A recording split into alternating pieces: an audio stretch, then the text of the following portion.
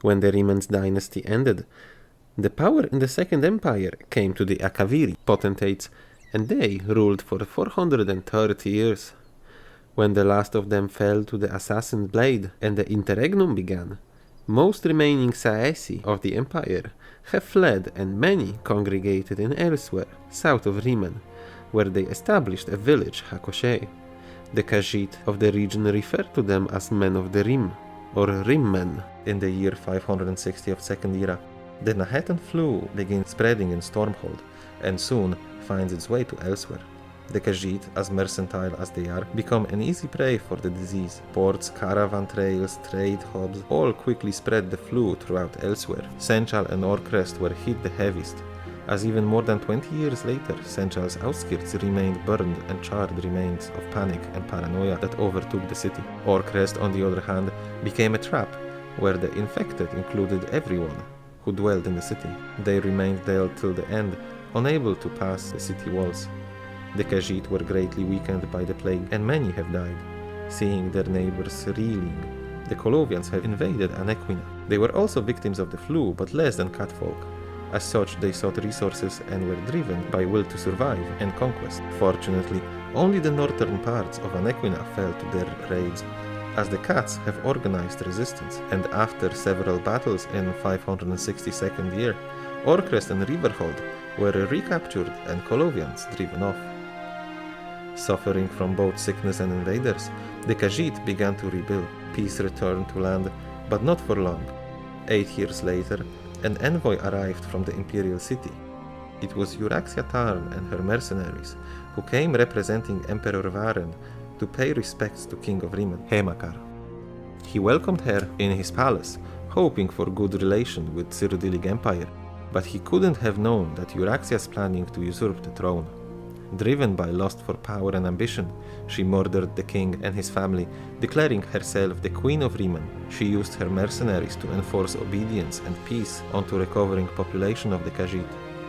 Her rule was merciless and strict. In her time on the throne of Riemann, she has heard the local legend of Kunzari and the demon weapon, hidden in the halls of the Colossus. Hoping to claim that weapon, she manipulated her half-brother Abnur to seek out means of possessing that power. Acting in genuinely good faith, hoping to use the might of the halls for good, he began his research. Diligent and clever, he quickly learned of the key to the halls, the Wrathstone. The Wrathstone was a mystical stone tablet, acting as a key to open the part of halls where the dragons were imprisoned. For safekeeping, the Wraithstone was split into two, and one half made its way into the hands of the Dwemer, and the other came into possession of the Aelids. The Dwemer had kept their part of the tablet in their fortress of Kagrenzel, while the Aelids of Garlas Malatar kept the other half. Both were eventually discovered by adventurers and treasure hunters roaming Tamriel, and Abnur Tarn managed to purchase both of them. Just before the beginning of Three-Banner War, in earnest attempt to prevent the war, Abnur ventured into the halls of Colossus, seeking to claim the mysterious demon weapon. Unknown to him, however, bringing both parts of the Wraithstone into the halls caused them to merge into a whole tablet, and breaking the magical seals used to bind the dragons. The dragons, being creatures not bound by the passing of time, were not affected, but being imprisoned for more than 3,500 years, made them near mad with rage and even more dangerous than ever. With the skirmishes between various factions turning into war, the Khajiit had to choose a side. During the worst years of Knahaten flu, the Altmer healers saved many of the catfolk, and they intended to repay that debt by siding with the Altmeri Dominion. As such, the Khajiiti troops fought alongside Altmer and Bosmer in many campaigns, in Shadowfen, Glenumbra, Alikur Desert, and of course Cyrodiil. As the Three-Banner War rages across Tamriel, the rage of dragons rages throughout Elsweyr. Already weakened by the flu and years of strife, now the Cats must face a continent-wide war, dragons, plane meld, and on top of that, the tropical island of Knarti Roost was invaded by Maormer. But the Khajiit were hardy and adaptable people, and did what they have done since time of immemorial, prevail.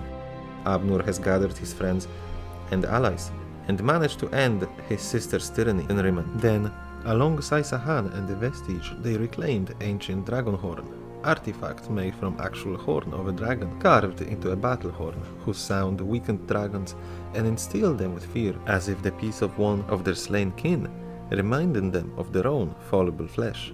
They were a lot easier to combat. Unfortunately, the horn would be used for the last time here in 582nd year of Second Era, as the Vestige used it to banish the leader of dragons Calgrontiid from the plane of Jod, before they could reclaim the power they themselves poured into it in ages past. As it is with dragons, this was not the end of him.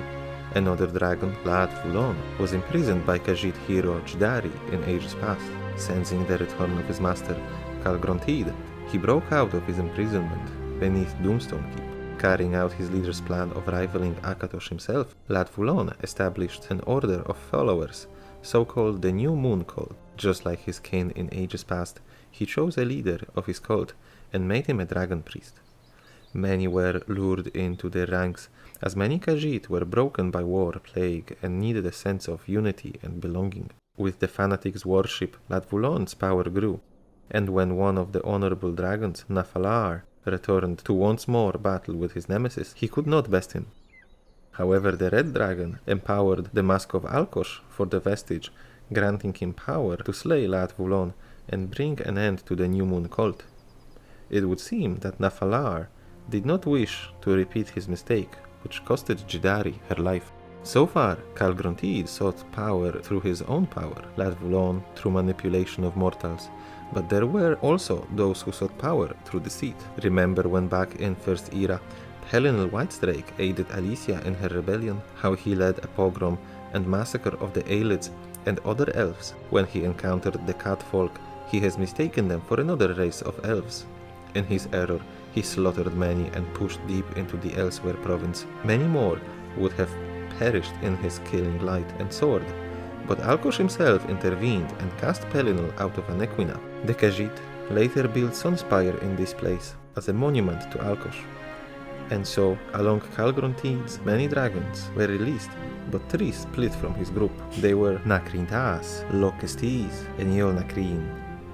They traveled to Sunspire, and leader of 3, Narintas, revealed himself to the Khajiit, claiming to be Akatosh returned. Using the legends of past and his golden scales, he created a cult of his own. Their reign, built on lies, did not last long, as all 3 dragons were soon slain by the Vestige. Out of all the beasts, only Calgrontiid remained at this point. After his defeat in the plain of Jod, he flew to Dragonhold, his ancient temple built before his imprisonment. He learned of Lad Fulon's failure, but still his ambition knew no bounds. In his slyness, he devised another plan to achieve godhood. He intended on using the large deposits of Aeon Stone, a crystal capable of amplifying magicka, to fulfill ages-old prophecy, to become the Dark Aeon, using the remaining cultists of the New Moon group that lingered after Lad Fulon's death. He managed to energize the Aeon Stone on Dragonhold. The immense power lifted the entire island high into air. There, at the pinnacle of his power, hairbreadth away from fulfilling the prophecy, he was confronted by Nafalar, Dragongar, Khajiiti forces, and Vestige. Moments away from disaster, he was struck down. Nafalar devoured his soul, but the power stored in Aeon Stone sought escape, resulting in an explosion of terrible magnitude. RK only knows what the death toll would be, if not for Abnur Tarn's sacrifice to contain this cataclysm. And so, with Calgrontiid's demise, the threat of dragons came to an end at the price of Abnur's life. He really left his mark on the Khajiit, as an outsider who really respected them, and as a loyal friend and ally. It is evident that the catfolk suffered greatly during the interregnum.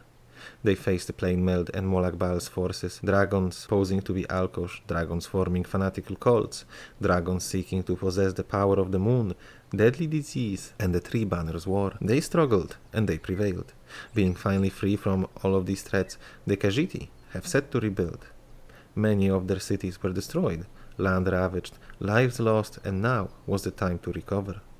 Life in Elsweyr was peaceful once more, but of course this could not last forever.